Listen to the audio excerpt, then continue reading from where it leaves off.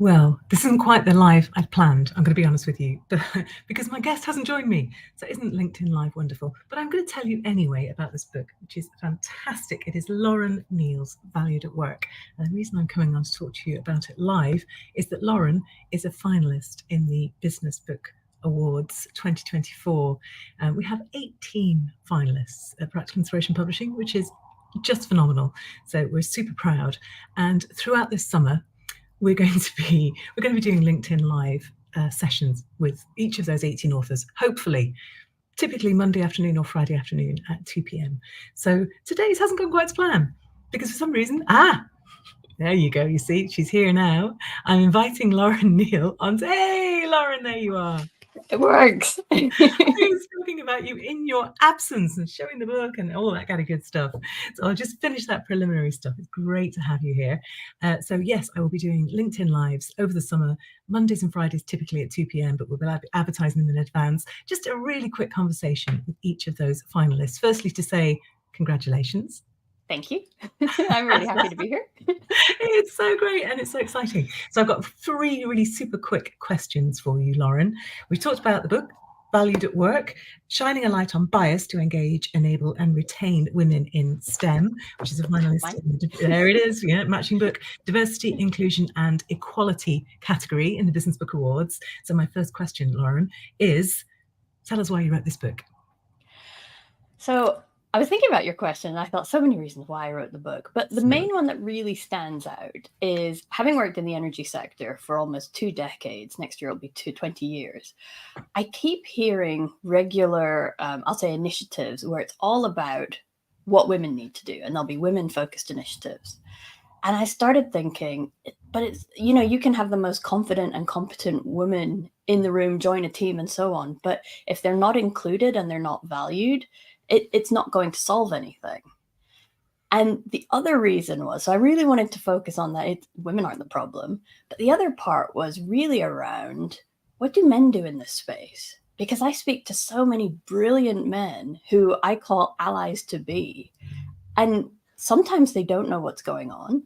And sometimes they just don't know what to do because they don't want to do something wrong. So I really wanted to create a space and a conversation where we can discuss these things openly that are happening absolutely today. It's not 10, 20 years ago. That would be why. I'm going to follow up with a supplementary question, actually, because it is really interesting the way that we talked a lot about this when you were planning the book. It's a conversation between 2 men, essentially, isn't it? So I guess my supplementary question is why that way of putting it forward? Yeah, because I didn't want it to be from women. And for the purposes of, it always seems to be preaching to the choir. We become this echo chamber when we're talking about our experiences. And I really wanted to empower men in this conversation, as ironic as that sounds, because I really do feel that we need to engage everybody in order to make these changes in, every industry, really. Specifically, I'm focusing on STEM, but wanted to really contrast the 2 different approaches. Someone who is, trying to make change from a very authentic perspective, and someone who is making change because it looks good. And I wanted to compare and contrast what that looks like. And I think anybody reading the book will recognize a lot of the conversations, a lot of the tropes that get wheeled out. So give us one reason, Lauren, why this book really matters. So the book really matters because not everyone is the same. So not all men are the same who are involved in these industries. Not all women are the same. Some have good behaviors, some have behaviors that need to be improved.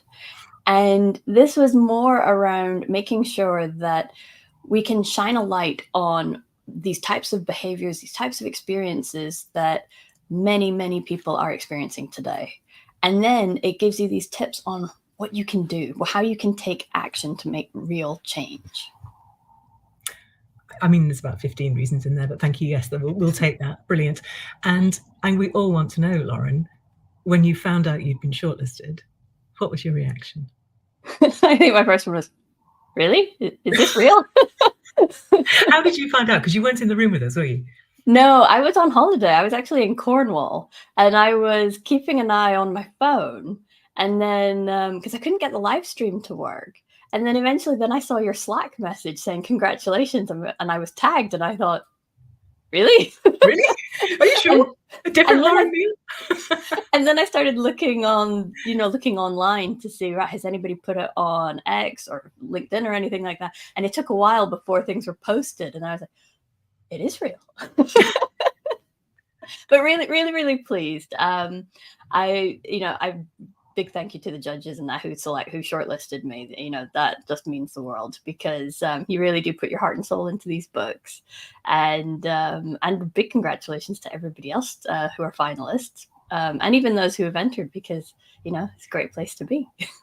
It is. It's a fantastic place to be. It's a fantastic accolade, but also it's such a strong field.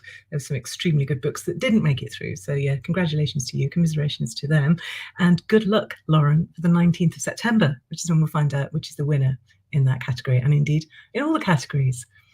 Thank you. I can't wait to be celebrating with all the practical inspiration authors. I think it's going to be a good night. We've got 2.5 tables. It's going to be epic. It's going to be terrific. Thank you so much, Lauren. Firstly, for this conversation today, for telling us a little bit more about the book. Secondly, for being brave enough to be the first author to try out the LinkedIn Live. So we really, really appreciate that. It's been fantastic talking to you today. I'll see you on the 19th of September. Thank you. Thanks, Alison. Take care.